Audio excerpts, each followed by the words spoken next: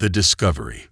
The Nexus research station hung like a tarnished coin against the violet nebula, its weathered hull reflecting the dance of distant stars.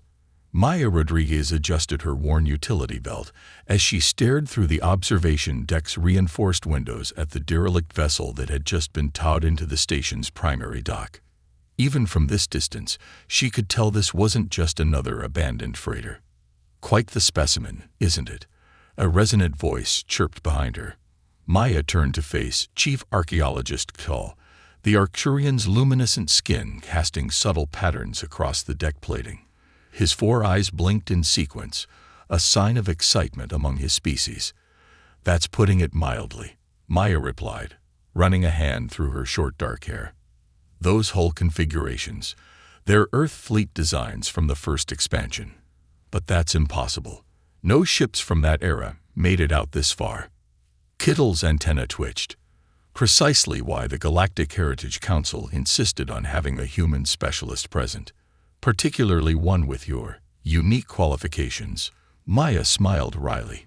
10 years of salvage operations in the Outer Rim had earned her a reputation for handling unusual cases, though this was her first time working with the prestigious GAC. The pay was good, but more importantly, this ship was a mystery she couldn't resist. The journey to the docking bay took them through a series of airlocks and decontamination chambers. Maya used the time to study the preliminary scans on her datapad. The ship's energy signature was virtually non-existent, yet its hull remained intact, no small feat after potentially centuries adrift in space. The rest of the research team waited by the ship's primary airlock.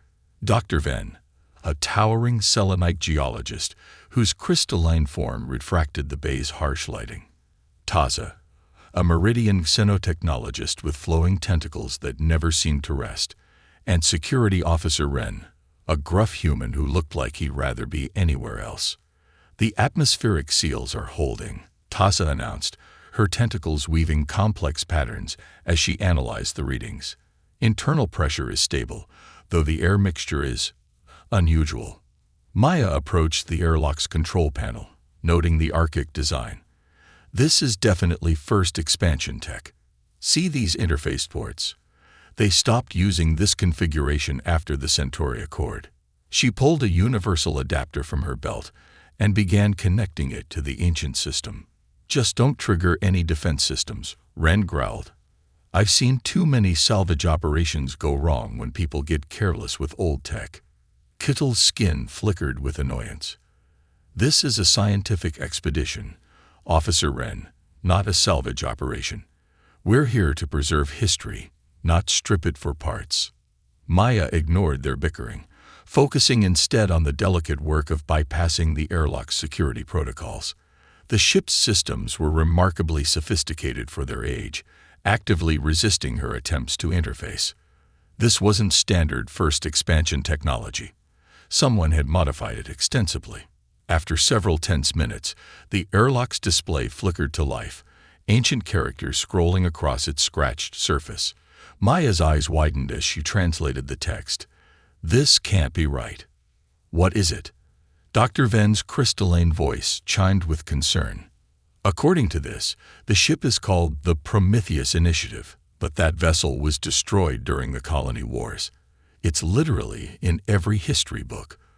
The loss of the Prometheus Initiative was what led to the ban on experimental quantum drive technology."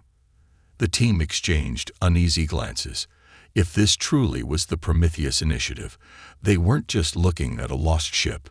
They were standing before a piece of history that could rewrite their understanding of humanity's early space age. The airlock cycled with a hiss of stale air. As the inner doors slowly parted, Maya activated her suit's lights, illuminating a corridor that hadn't seen human presence in generations. The walls were lined with complex circuitry unlike anything from the first expansion era, and strange symbols had been etched into the metal at regular intervals. "Well," Maya said, checking her tools one final time, "shall we go see what other impossible things we find today?" They stepped into the ship's shadows, unaware that they were about to uncover secrets that some had fought very hard to keep buried. The Prometheus Initiative had been lost for a reason, and as Maya would soon discover, some doors were better left closed. Secrets within. The darkness aboard the Prometheus Initiative seemed to swallow their lights, creating swooning shadows that danced across walls covered in unfamiliar circuitry. Maya's boots clanked against the metal flooring as she led the team deeper into the ship's interior, her handheld scanner sweeping methodically from side to side. "These readings don't make sense," Taza muttered, her tentacles twisted in confusion as she studied her own instruments. "The power systems should be dead after all this time, but I'm detecting residual energy signatures throughout the hull." Maya nodded, noticing the same anomaly.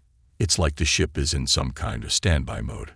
But that's impossible without an active power source." They reached what appeared to be the ship's main laboratory, a vast chamber filled with equipment that looked both familiar and alien. Workstations were arranged in concentric circles around a central platform, where a massive device hung from the ceiling like a metallic spider. "By the crystalline consciousness," Dr. Venn breathed, their crystalline form resonating with excitement. "This technology, it's decades beyond anything from the first expansion era." Kittel moved to one of the workstations, his luminescent skin providing additional illumination as he examined the ancient interfaces. "Look at these symbols. They're similar to standard Earth notation, but there are elements I've never seen before." Maya approached the central platform, her experienced eye noting subtle details. The metal wasn't just shaped, it seemed almost grown, with organic curves flowing into geometric patterns that defied conventional manufacturing techniques. She reached out to touch one of the surfaces, and to everyone's surprise, it responded with a faint blue glow. "Don't move," Ren ordered, his hand instinctively moving to his weapon. "We don't know what." Before he could finish, the entire chamber hummed to life. Holographic displays flickered into existence around them, filling the air with streams of data and three-dimensional models. The central device began to rotate slowly, its components realigning themselves with precise, deliberate movements. "This is incredible," Maya whispered, watching as familiar equations for quantum mechanics danced through the air, interwoven with theories she'd never seen before. They weren't just experimenting with quantum drive technology. They were trying to do something completely new. Tasa glided between the displays, her tentacles moving in patterns that suggested deep concentration.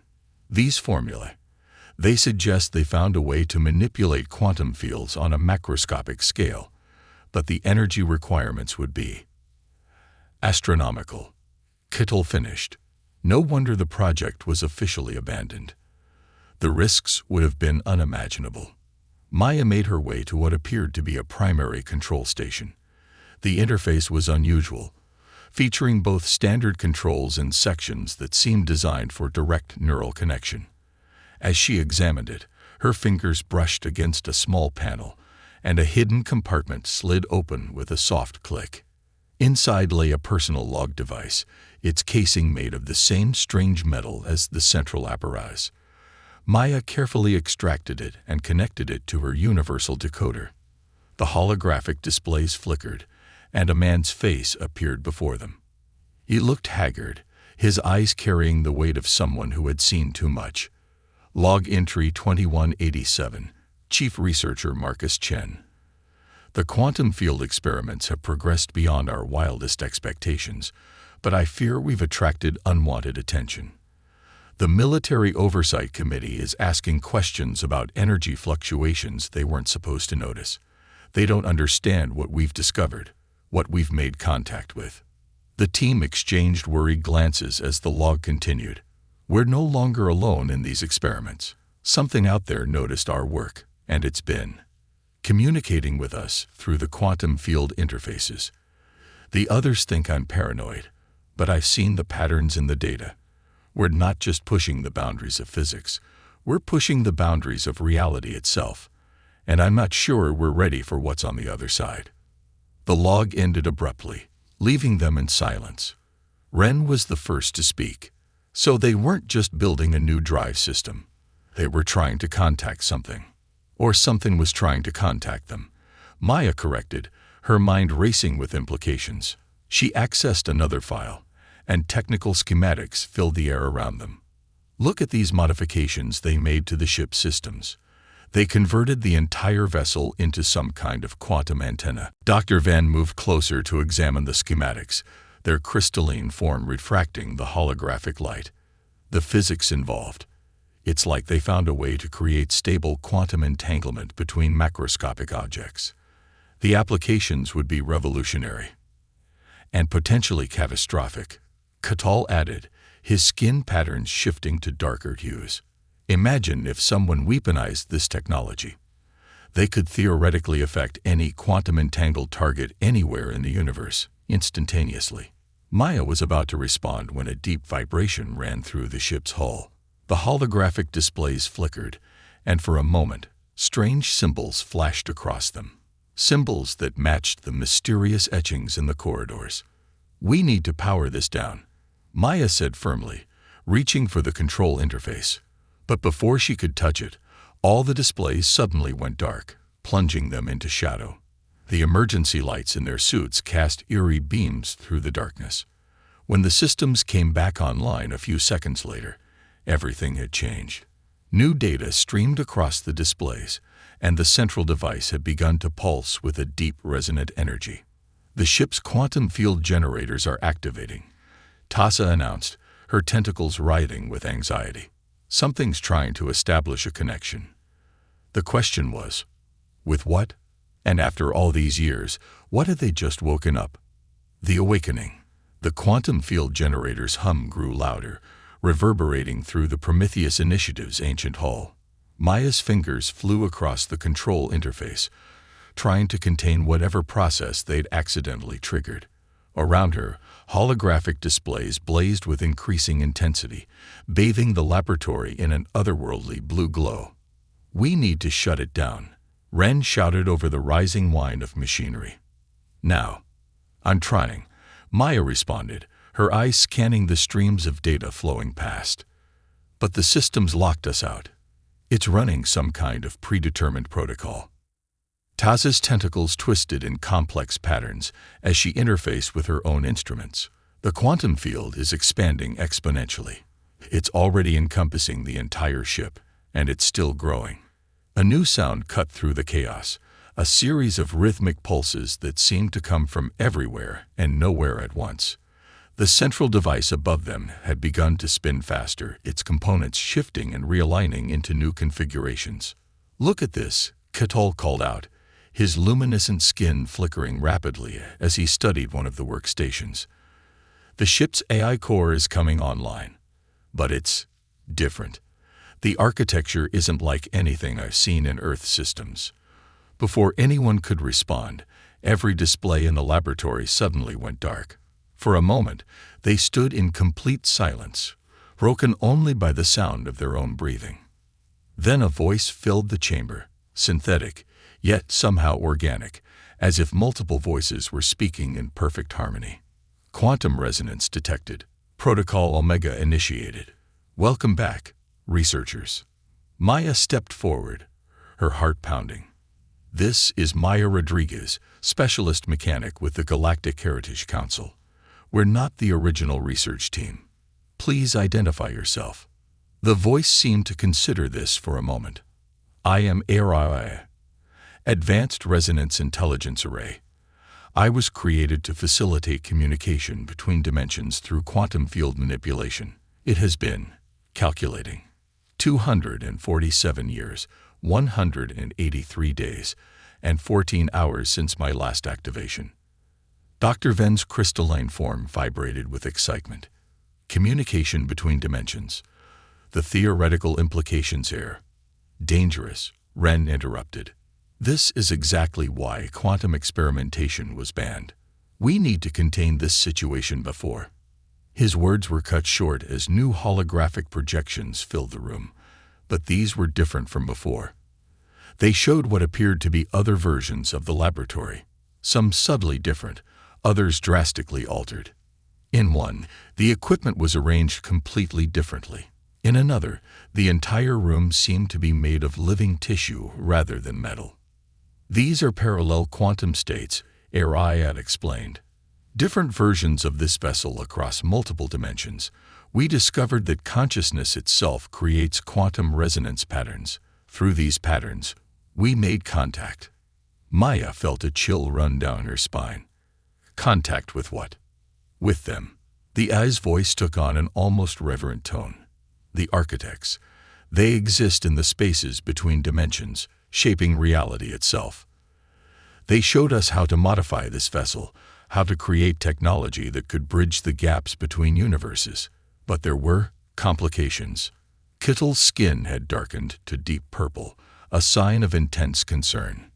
What kind of complications? Kittle's skin had darkened to deep purple, a sign of intense concern.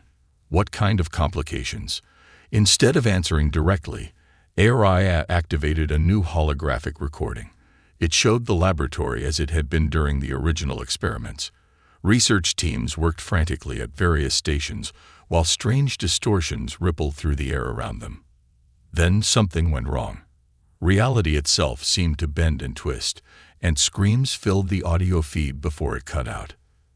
The human mind was not designed to comprehend multiple dimensional states simultaneously, Ariad continued. The effect on the crew was unfortunate.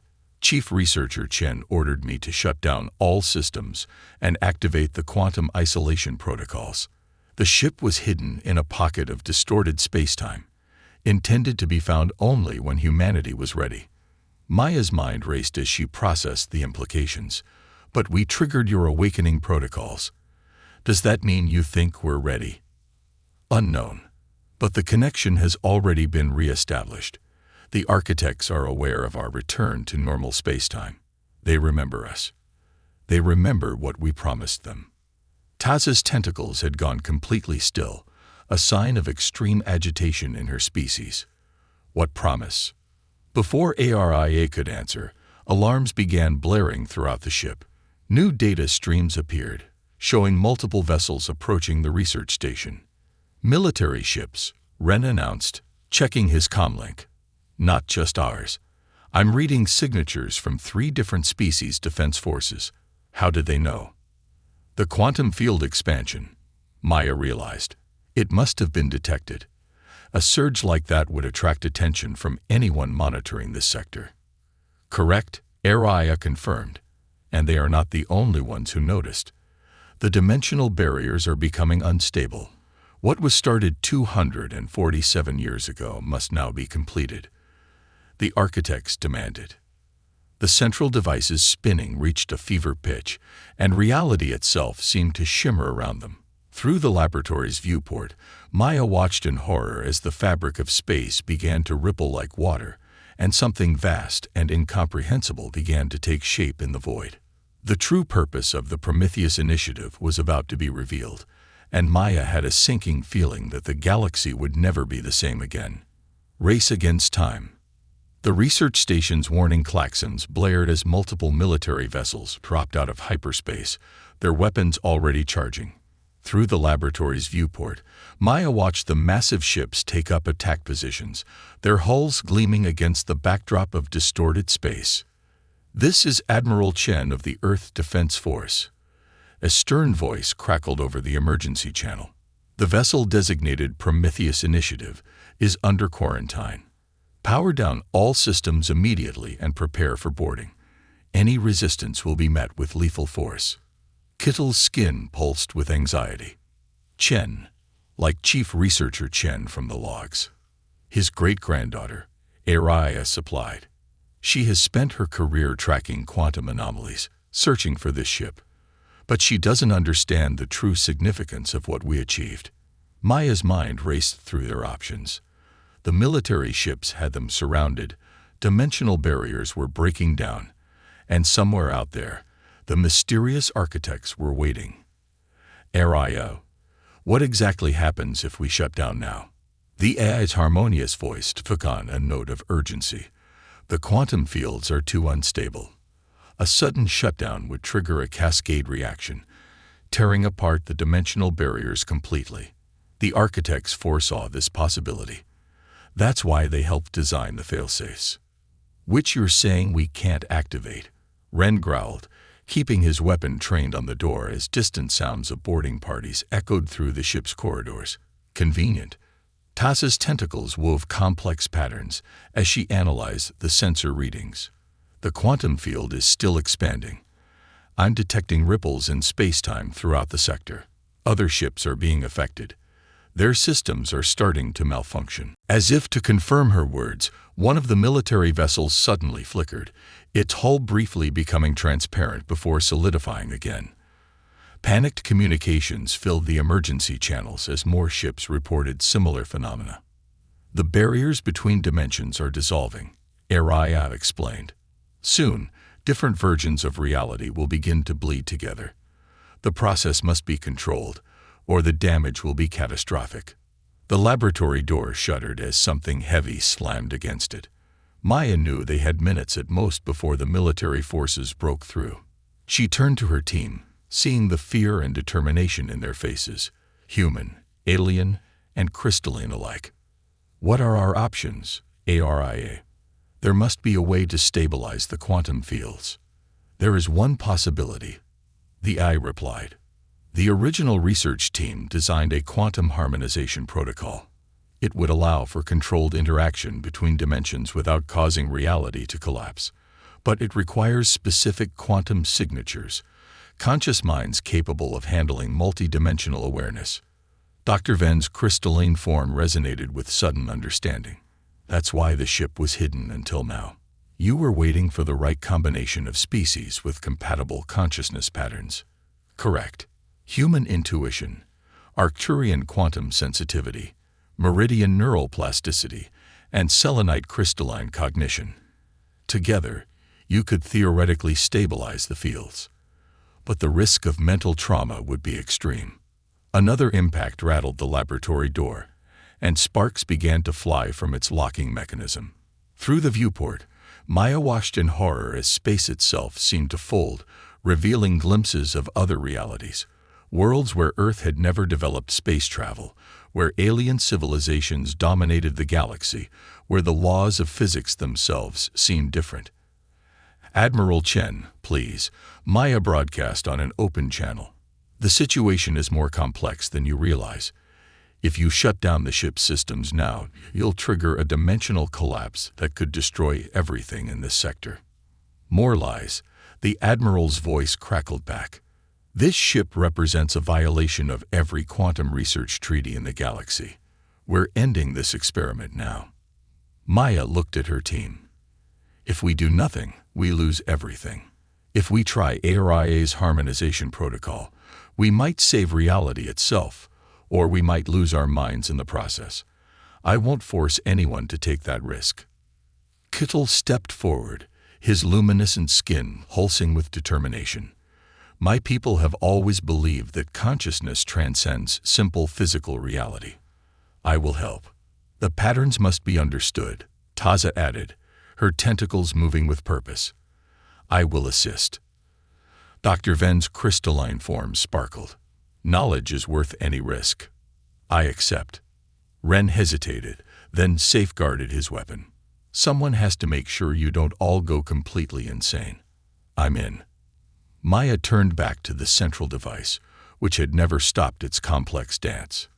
All right, Araya, tell us what we need to do. The process must be precise. The AI began. Each of you must. The laboratory door exploded inward in a shower of sparks and metal. Through the smoke, heavily armed troops began pouring in, led by a stern-faced woman who could only be Admiral Chen. But they froze at the sight before them. The quantum harmonization device had begun to descend, its components spreading out like a blooming flower of light and metal. Around it, reality itself seemed to bend and flex, showing glimpses of infinite possibilities. And at its center stood Maya and her team, their bodies already beginning to glow with an otherworldly energy as Aria initiated the protocol that would either save their universe or tear it apart forever.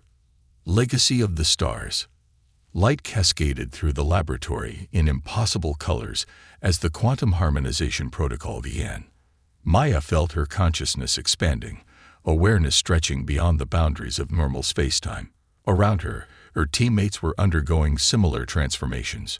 Kettle's luminescent skin now rippled with mathematical patterns that seemed to extend into other dimensions. Totz's tentacles moved in synchronization with quantum fluctuations, and Dr. Ven's crystalline form refracted reality itself. Admiral Chen raised her hand, stopping her troops from firing. The scene before her defied military protocol or standard containment procedures. "What have you done?" she demanded, her voice barely steady. "What your great-grandfather always intended." Aria's harmonic voice resonated through multiple layers of reality simultaneously. The Prometheus Initiative was never meant to be a weapon. It was meant to be a bridge. Maya's expanded consciousness could now perceive the truth Aria spoke of. Through the quantum field, she saw the architects, not as physical beings, but as patterns of pure consciousness that existed in the spaces between dimensions. They had been waiting, watching humanity and other species evolve, looking for minds capable of comprehending their existence. "The barriers are stabilizing," Tasev announced, her voice echoing across quantum frequencies. "The harmonization is creating a controlled interface between dimensions." Ren, his military training struggling against the overwhelming sensory input, managed to maintain enough focus to monitor their physical forms. Heart rates are elevated but stable. Brain activity is, well, off the charts, but consistent. Through their shared quantum awareness, Maya could feel the architect's presence growing stronger. They communicated not in words, but in pure concepts that unfurled in her mind like blooming flowers of understanding. The Prometheus Initiative had been their gift to humanity, a test and an invitation combined. "They're showing us something." Dr. Ven's crystalline voice chimed across multiple frequencies. "The quantum technology, the dimensional barriers, it's all connected to a larger pattern." Kettle's consciousness pulsed with sudden revelation. The universe isn't just three-dimensional space plus time. It's a complex matrix of intersecting realities, all connected through quantum resonance. The architects don't just live between dimensions, they help maintain the boundaries between them. Admiral Chen stepped forward, her weapon lowered but ready. "If what you're saying is true, why hide this knowledge? Why let us think the ship was destroyed?" Maya turned to face her, her normal vision now overlaid with quantum probability patterns. "Because humanity wasn't ready. Look at how we responded to the first contact. With fear, with thoughts of weapons and control. The architects needed us to evolve, to learn to work with other species, to understand that consciousness itself transcends our limited perception of reality." Through their quantum-enhanced awareness, the team began to understand the true scope of what they'd discovered. The architects weren't just watching, they were preparing them. Across the galaxy, other species were reaching similar moments of revelation, discovering their own versions of the Prometheus Initiative. It's a test, Maya realized, not just for humanity, but for all spacefaring civilizations. They want to see if we can handle the knowledge, if we can work together instead of fighting over it. Aria's voice resonated with approval. "The quantum harmonization protocol is complete. The dimensional barriers have been stabilized, but in a new configuration. The bridge has been established." The military forces watched in awe as the fabric of reality settled into new patterns. The threatening rifts sealed themselves, but traces of quantum connection remained, subtle links between dimensions that could be accessed with the right technology and understanding. Admiral Chen holstered her weapon. The quantum research treaties were put in place to prevent disasters, but they also prevented us from discovering this. Perhaps it's time for those treaties to be reevaluated. As the team's consciousness began to return to normal spacetime, Maya understood that this was just the beginning. The Prometheus Initiative hadn't just been lost. It had been waiting for the right moment, the right combination of minds to unlock its true purpose. "The architects have given us a choice," Maya announced, her voice carrying the weight of their shared experience. "We can retreat from this discovery, seal it away again out of fear, or we can embrace it, work together across species and civilizations to understand our place in a much larger, more complex universe than we ever imagined. Kittle's skin pulsed with possibilities. This changes everything. Our understanding of physics, of consciousness, of reality itself.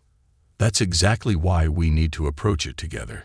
Taza added, her tentacles finally settling into normal space. No single species can handle this knowledge alone. Dr. Ven's crystalline form resonated with agreement. The real work begins now. The laboratory gradually returned to normal, though nothing would ever be quite the same. The Prometheus Initiative had fulfilled its true mission, not to develop weapons or faster ships, but to prepare humanity and its alien allies for a greater understanding of existence itself. Maya looked out at the stars, now seeing them not just as distant lights, but as points of connection in an infinite quantum web of reality. The ship that everyone thought was lost had finally found its purpose, becoming not an end to a mystery, but the beginning of humanity's next great adventure. So, Ren said, holstering his weapon with a slight smile, "Who's ready to help me write up the incident report on this one?" The tension broke as laughter filled the laboratory, human, alien, and artificial together. They had touched the infinite and returned changed but whole, ready to face whatever new challenges awaited them in their newly expanded universe. Aria's voice held a note of satisfaction as the quantum harmonization device powered down. Protocol complete. Welcome to the next chapter of cosmic evolution. The lost ship had been found, but its greatest discovery wasn't technology or power. It was the proof that when different species worked together, when they faced the unknown with courage and curiosity instead of fear, there were no limits to what they could achieve. The stars beckoned, and this time, they would explore them not as separate civilizations, but as partners in unlocking the deepest mysteries of existence itself.